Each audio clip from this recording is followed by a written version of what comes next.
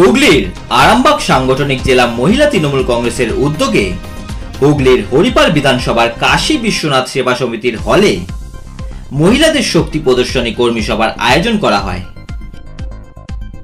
মহিলাদের শক্তির মূল দিদির তৈরি তৃণমূল, এদিন এই স্লোগান দিয়েই সভা শুরু করেন রাজ্য তৃণমূল মহিলা সভানেত্রী চন্দ্রিমা ভট্টাচার্য।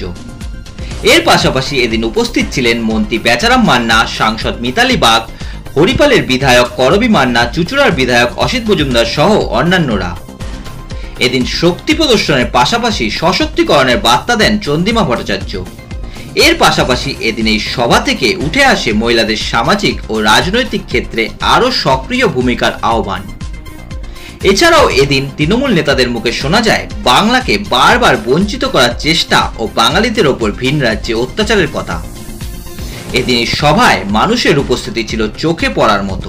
মেয়েরা হচ্ছে সব যন্ত্রণা সহ্য করে, প্রসবের যন্ত্রণা, প্রসবের রক্তপাত অগ্রাহ্য করে, কারণ নতুন সৃষ্টির আনন্দে উল্লসিত হয়। যাকে সে ভূমিষ্ঠ করে সে সূর্যের আলো দেখে। তাই মেয়েরা কখনো কাউকে এই বিভাজনের মধ্যে কখনো মেয়েদের দেখা যায় না। মায়ের গর্ভে যে স্থান পায়, অর্থাৎ এদের তৈরি করার কমিটি, সেই সংবিধান তৈরি করার কমিটিতে বি.আর. আম্বেদকর তাকে নেতৃত্ব দিচ্ছিলেন।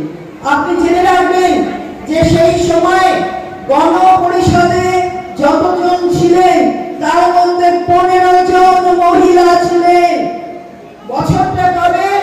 1946 সালের 9 ডিসেম্বর গণপরিষদ বসেছিল, আর 3 বছর তারা বসেছিল।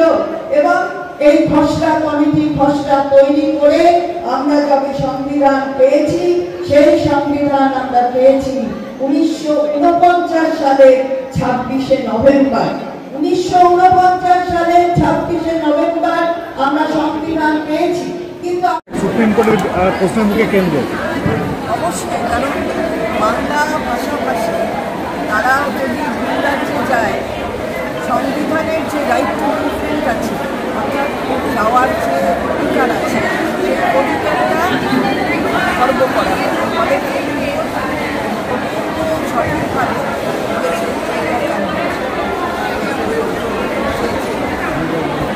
বলছি দিদি, আজকে কলকাতা প্রদেশ কংগ্রেসের যে সদর দপ্তর আছে সেইখানে বিধান ভবন, সেইখানেতে বিজেপি রাকেশ সিং সে কিছু লোকজনকে ঢুকে নিয়ে গিয়ে তাণ্ডব চালিয়েছে, পতাকা পুড়িয়ে দিয়েছে, আগুন জ্বালিয়েছে। সেই ভিডিও সোশ্যাল মিডিয়ায় ভাইরাল হয়েছে। কংগ্রেস সদর দপ্তর, কংগ্রেস নেতারা বিক্ষোভ দেখাচ্ছে। কি বলবেন? রাহুল গান্ধী